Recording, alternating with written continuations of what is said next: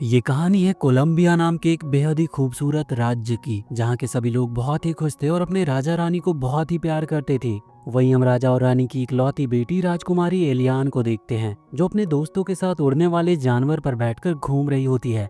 तभी उसका एक दोस्त कहता है कि जल्दी तुम 15 साल की होने वाली हो, इसका मतलब है कि महल में बहुत बड़ा जश्न होगा।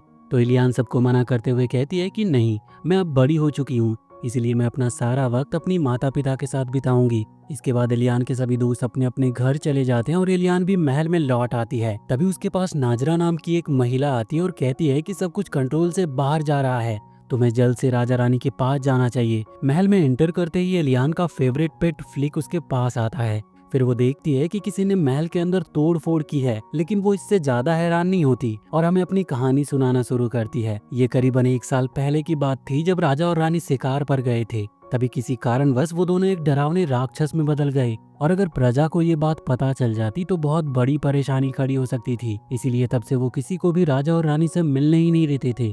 इसके बाद राज्य की एक जनरल कुछ काम के सिलसिले में राजा रानी से मिलने जाते हैं, लेकिन मंत्री बलिनार और नाजरा उसे कुछ बहाने बनाकर वापस भेज देते हैं। लेकिन जनरल बहुत ही जिद्दी होती है, जाते जाते कहती है कि मैं फिर से आऊंगी। अब किसी ना किसी दिन राजा रानी की सच्चाई सबके सामने आनी ही थी। इस बात से एलियान बहुत परेशान हो जाती है। तभी एक दूत एलियान के पास आता और उसे एक लेटर देता है। असल में राजा रानी के इलाज के लिए एलियान ने कुछ जादूगरों से मदद मांगी थी।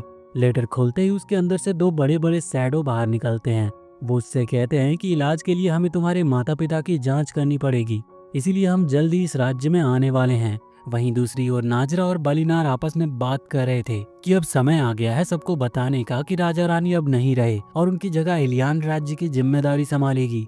लोगों को राजा रानी के ना होने का दुख जरूर होगा, लेकिन वो एलियान को बहुत प्यार करते हैं। अगर वो रानी बन जाए तो धीरे धीरे सब कुछ नॉर्मल हो जाएगा। तभी वहाँ पर एलियान आ जाती है और उन दोनों को उन जादूगरों के बारे में बताती है। नाजरा और बलिनार ये जानकर बहुत खुश होते हैं और कहते हैं कि अगर राजा रानी ठीक नहीं हो सके तो तुम्हें ही राज्य की जिम्मेदारी लेनी होगी। इस पर एलियान जवाब देती है कि पहले मैं अपने माता पिता को ठीक करने की पूरी कोशिश करूंगी।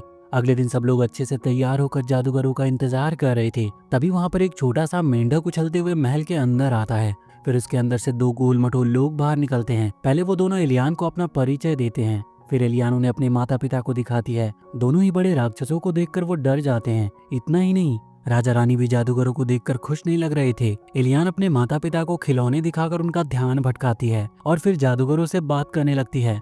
जादूगर उसे बताते हैं कि राजा और रानी को असल में डार्क फॉरेस्ट का श्राप लगा है, जो बहुत ही खतरनाक है, और अगर उन्हें जल्द ही ठीक नहीं किया गया तो फिर वो कभी इंसान नहीं बन पाएंगे। जैसे ये बात हो रही होती है, राजा और रानी अचानक से आ जाते हैं और वो जादूगरों पर हमला कर देते हैं। डर के मारे जादूगर मेंढक पर बैठकर वहाँ से भाग जाते हैं। अब एलियान का पूरा प्लान यहाँ पर फेल हो चुका था। उन जादूगरों को भगाने के लिए वो अपने माता पिता पर भड़क जाती है और गुस्से में कुछ कड़वी बातें कह देती है। राक्षस होने के कारण गलती करना राजा रानी की आदत सी बन गई थी, लेकिन एलियान के डांटने की वजह से वो दोनों उससे नाराज होते हैं और वो उससे दूरी बना लेते हैं। एलियान को भी एक वक्त पर ये सब कुछ समझ आता है और उसे लगता है कि उसे अपने माता पिता से इस तरह से बात नहीं करनी चाहिए थी। अब भी एलियान का जन्मदिन पूरा नहीं हुआ था, इसीलिए वो थोड़ा सा केक लेकर अपने मॉम डैड के पास जाती है और उनसे माफी मांगती है। लेकिन राजा और रानी हमेशा की तरह एक ही जगह पर चुपचाप बैठे थे और वो कोई रिएक्शन नहीं देते। अब एलियान खुद को बहुत ही अकेला महसूस करने लगी थी और वो अपने माता पिता के साथ बिताए पुराने समय को याद करने लगती है। अगले दिन नींद से उठने के बाद एलियान फिर से अपने माता पिता को देखने जाती है, लेकिन अब वो दोनों महल में होते नहीं हैं, क्योंकि पिछले दिन एलियान दरवाजा बंद करना भूल गई थी। जल्दी राजा और रानी प्रजा के सामने आ जाते हैं। लोग उन्हें देखकर बहुत डर गए थे। जब जनरल को इन दो राक्षसों के बारे में पता चलता है तो वो सिपाहियों के साथ उन्हें पकड़ने आ जाती है। इसी बीच एलियान भी वहाँ पर पहुँचती है और सबको सारी सच्चाई बताती है कि ये दोनों राजा और रानी हैं। पहले तो लोग इस बात पर विश्वास नहीं करते। इसके बाद एक सभा बुलाई जाती है जहाँ पर लोगों को शुरुआत से पूरी सच्चाई बताई जाती है, जिससे सारे लोग और भी डर जाते हैं और सोचने लगते हैं कि जब हमारे राजा रानी ही सुरक्षित नहीं है तो फिर वो हमारी क्या सुरक्षा करेंगे। वो राज्य छोड़ने की बात करने लगे थे। वही नाजरा ऐलान करती है कि एलियान अब नई रानी बनेगी। जनरल लोगों की सुरक्षा को ध्यान में रखते हुए कहती है कि राजा रानी को कहीं दूर भेजा जाए। नाजरा और एलियान इस फैसले के बिल्कुल खिलाफ होते हैं, लेकिन आखिरकार ये निर्णय लिया जाता है कि राजा रानी को दूर भेजा जाएगा। अब सारी तैयारियां हो जाती है। एलियान इससे बहुत दुखी थी। उसे अपने माता पिता को इस हाल में छोड़ना नहीं था। तभी उसे वही दो जादूगरों का लॉकेट मिलता है, जिसे वो जल्दबाजी में ले जाना भूल गई थी। एलियान एक बटन दबाती है और उन जादूगरों को देख पाती है जो अभी भी लॉकेट की तलाश कर रहे थे। एलियान उनसे बात करती है और दोबारा मदद मांगती है। जादूगर राज्य में आने से मना कर देते हैं, लेकिन एलियान से कहते हैं कि राजा रानी को उनके पास लाया जाए और ये जादुई लॉकेट उन्हें रास्ता दिखाएगा। अब राजा रानी को दूर भेजा जा रहा था। एलियान जल्दी से वहां पर पहुंचती है और लॉकेट का एक बटन दबाती है। इससे राजा और रानी का पिंजरा जिंदा होकर चलने लगा था और एक बटन दबाते ही एलियान के लिए भी एक गाड़ी बन जाती है। अब तीनों एक साथ आगे बढ़ते हैं। जनरल को लगता है कि ये राक्षस एलियान को लेकर भाग रहा है, इसीलिए वो सिपाहियों की मदद से उन्हें पकड़ने की कोशिश करती है। तो एलियान अपना लॉकेट फ्लिक को दे देती है और लॉकेट की मदद से वो सामने आने वाली हर मुश्किलों को पार करते हुए आगे बढ़ते हैं। सिपाहियों के साथ नाजरा और बलिनार भी उड़ने वाले जानवर पर बैठकर एलियान के पास आते हैं और समझाने की कोशिश करते हैं कि अब कुछ भी नहीं हो सकता, राजा रानी कभी ठीक नहीं हो सकते। लेकिन एलियान उनकी बातें नहीं सुनती। नाजरा समझदारी दिखाते हुए बलिनार को एलियान की तरफ फेंक देती है ताकि वो उसे रोक सके, लेकिन लॉकेट पर गिरने से बलिनार और फ्लिक की आत्माएं आपस में बदल जाती है। मतलब अब फ्लिक के शरीर में बलिनार और बलिनार के शरीर में फ्लिक था। उसके बाद वो लॉकेट तीनों को ही एक झलक में जंगल के अंदर एक रहस्यमयी जगह पर ले आता है, जहाँ पर दो जादूगर इनका इंतजार कर रहे थे। जादूगर सबसे पहले राजा और रानी की जांच करते हैं और एलियान से कहते हैं कि इनके अंदर की चमक अब खत्म हो चुकी है। इसे वापस लाने का एक ही तरीका है, हार्ट ऑफ इटर्नल लाइफ, लेकिन वो एक खास पहाड़ पर मिलता है जहाँ पहुँचना आसान नहीं है। तुम्हें डार्क फॉरेस्ट के भीतर से जाना होगा, वहाँ हर कदम पर सिर्फ खतरे ही खतरे होंगे। तो एलियान बिना डरे कहती है कि मैं जाऊंगी, मैं किसी भी हालत में अपने माता पिता को बचाऊंगी। जादूगर एलियान को एक जादुई गोला पकड़ने के लिए कहते हैं जो उसे पहाड़ के पास ले जाएगा। आगे बढ़ते हुए एक जगह उन्हें कुछ गार्ड्स दिखाई देते हैं। तभी फ्लिक के शरीर में मौजूद बलिनार जोर जोर से चिल्लाकर गार्ड्स को बुलाने की कोशिश करता है ताकि वो उसे रेस्क्यू करे, लेकिन एलियान उसे रोक लेती है क्योंकि अगर गार्ड ने उन्हें देख लिया तो वो अपने माता पिता को कभी ठीक नहीं कर पाएगी। इसके बाद वो सभी एक गुफा के अंदर से गुजरते हैं। गुफा के अंदर कुछ अजीब सा दिखता है। वहाँ की दीवारें उनकी बातों से रोशनी बिखेर रही थी, मानो गुफा उनके शब्दों को सुन रही हो। शुरुआत में ये सब बहुत सुंदर लगता है, लेकिन कुछ ही देर में राजा और रानी के बीच किसी बात पर बहस शुरू हो जाती है और उनकी बातों का रंग बदलकर लाल हो जाता है। वो लाल रंग अब एक दूसरे को असली चोट पहुंचाने लगते हैं। अब वहाँ पर डार्क फॉरेस्ट का वही अंधेरा भी आ जाता है जो इंसानों को राक्षसों में बदल देता था।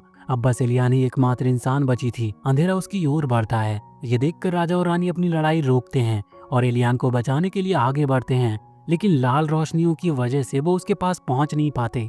जैसे ही अंधेरा एलियान के बिल्कुल पास पहुंचता है, राजा और रानी एक साथ बोल उठते हैं। उनके मुंह से निकली अच्छी बातें लाल रोशनियों को मिटा देती है। अब एलियान अपने माता पिता को सही सलामत बात करते हुए देखकर बहुत खुश होती है। इसके बाद सभी आगे बढ़ते हैं, लेकिन थोड़ी ही देर बाद राजा और रानी फिर से किसी बात को लेकर झगड़ने लगे थे।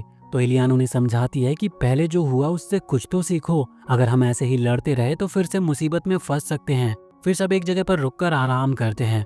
अचानक रानी को एलियान का नाम याद आ जाता है और वो फिर से सफर शुरू करते हैं। कुछ आगे जाकर एलियान नोटिस करती है कि बलिनार पीछे छुपकर बाकियों के लिए सुराग छोड़ रहा है। एलियान उसे ऐसा करने से मना करती है। फिर वो लोग एक रेतीले मैदान से होकर गुजरते हैं, लेकिन तभी अचानक से एक बादल उनके ऊपर से गुजरता है और एलियान रेत में धंस जाती है। ये देखकर सब समझ जाते हैं कि उस बादल से दूर रहना होगा। अब किस दिशा में जाना है, इस बात को लेकर राजा और रानी के बीच में फिर से बहस शुरू हो जाती है। एलियान नोटिस करती है कि उनकी बहस से डार्क फॉरेस्ट का अंधकार फिर से वापस आ रहा है। सिर्फ यही नहीं, अब जनरल भी बलिनार के सुरागों की वजह से यहाँ तक पहुँच चुका था।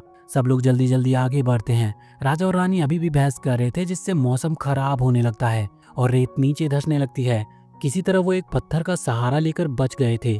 आगे वो एक जानवर के बच्चे को फंसा हुआ देखते हैं। एलियान अपने माता पिता से कहती है कि उसकी मदद करनी चाहिए। फिर सब मिलकर उस बच्चे को बचाते हैं। उस बच्चे को बचाते ही मौसम फिर से साफ हो गया था। अब बस जनरल ही उनके पीछे था। एलियान के कहने पर राजा रेत की मदद से उसे भी चकमा दे देते हैं। इसके बाद सभी एक भूल भुलैया नुमा जगह पर पहुंचते हैं। यहाँ पर थोड़ी देर के लिए एलियान का ध्यान भटकता है और वो अपने माता पिता से बिछड़ जाती है। यहाँ पर कुछ हैमस्टर्स रहते थे जिन्हें उस जगह के सभी रास्ते पता थे। बलिनार उनसे मदद मांगता है, लेकिन पहले वो अपना पसंदीदा खाना ऑफर करते हैं, जो कि एक अजीब सी चीज थी जिसे एक आम इंसान नहीं खा सकते थे और उसी चीज से उस खाने को बनाया जाता था। लेकिन जैसे ही बलिनार उसे खाता है, उसे उसका स्वाद बेहद ही अच्छा लगता है। सभी हैमस्टर बलिनार को स्वीकार कर लेते हैं। बलिनार उनके लीडर से भी मिलता और सभी मिलकर जोरदार पार्टी करते हैं। इसके बाद सभी हैमस्टर एलियान और बलिनार को सुरक्षित रूप से उस भूल भुलैया से बाहर ले आए थे। बाहर आकर एलियान अपने माता पिता से मिलती है। इसके अलावा वहाँ कुछ जादुई जीव भी रहते थे जो बहुत ही प्यारे थे। एलियान को उनके बच्चों के साथ खेलते हुए देखकर राजा और रानी को सब कुछ याद आ जाता है। अब उन्हें थोड़ा सा केवल सही होने के लिए हाफ इटर्नल लाइफ की जरूरत होती है। आगे बढ़ते हुए उन्हें दूर से एक जादुई पहाड़ भी दिखता है और आखिरकार सभी जादुई पानी के झील में पहुंचते हैं। राजा और रानी जैसे ही झील में उतरने लगते हैं, पानी उनसे दूर जाने लगता है। इसके बाद राजा और रानी के सामने कुछ भयावह दृश्य आते हैं कि कैसे वो दोनों राक्षसों में बदल गए थे। असल में उस दिन भी वो दोनों किसी बात को लेकर बहस ही कर रहे थे और उसी वजह से डार्क फॉरेस्ट के अंधकार उन पर हावी हो गई। अब राजा और रानी को समझ आ चुका था कि उनके रिश्ते में दरार आ चुकी है, जो कि सही नहीं है। एलियान जब ये सब देखती है तो उसे अपने माता पिता पर बहुत गुस्सा आता है, क्योंकि उसके माता पिता उसके बारे में नहीं सोच रहे थे, इसीलिए वो गुस्से में वहां से चली जाती है। अब गुस्से की वजह से अंधकार एलियान पर हावी होने लगता और बाहर से ये एक विशाल तूफान जैसा लग रहा था।